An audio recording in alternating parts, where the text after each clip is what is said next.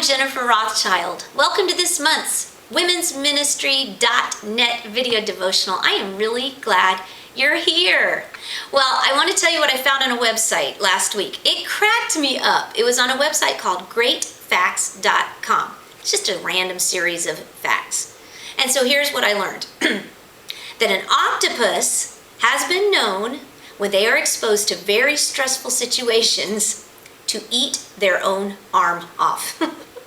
I laughed so hard when I read that because I have got some pretty strong reactions to stress, but never one like that. And you know, if you're a nail biter when it comes to stress, that should really make you feel good about yourself, that you haven't eaten an entire appendage off. But here's the deal. We all have reactions to stress, don't we? And lots of those reactions are not healthy. You know, reactions like overeating, or not being able to sleep, or maybe sleeping too much, or irritability, or outbursts, or not being able to think clearly. I mean, we really react to stress. Well, I did some reading about what some healthy responses to stress would be. And I found that experts agree that, you know, getting adequate rest, prayer, listening to calming music, even cleaning, decluttering your life can all reduce stress.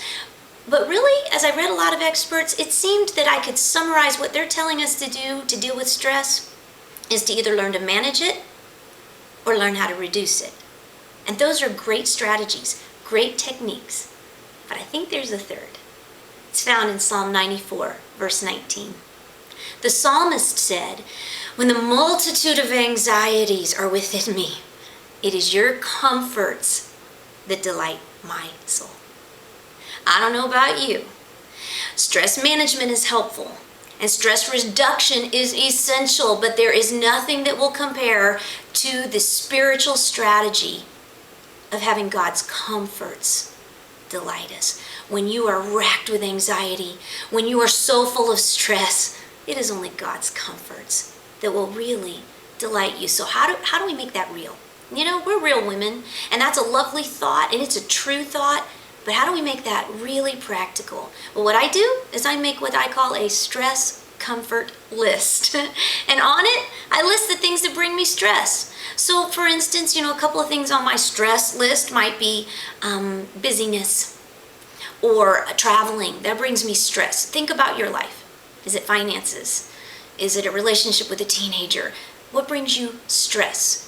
What is it that makes you want to run away or have an outburst or hide or cry?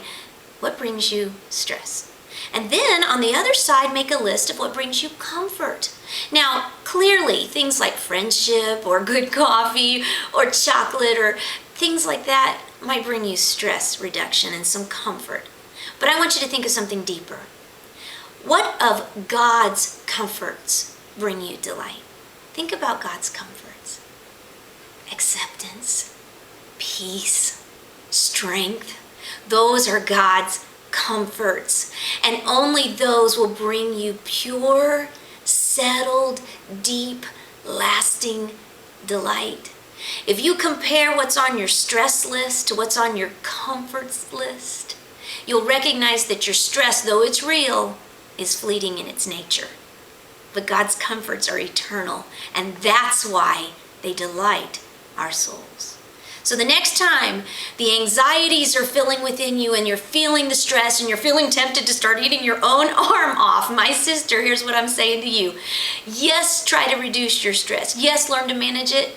Yes, handle it in healthy ways. But ultimately, you go straight to your list and you read and receive God's comforts to delight you.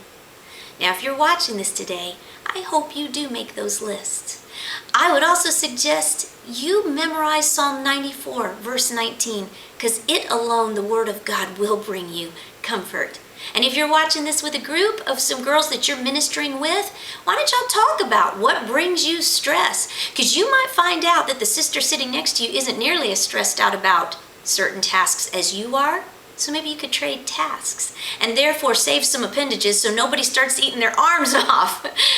Help each other, because that also helps us be acquainted with God's comforts, which truly delight our souls. Well, I'm glad you are with me this month, and I hope I see you again next month with this video Devo. But even more than that, I hope you pop over to the website, womensministry.net, and share with us your good ideas and join the community. We love you. God bless you.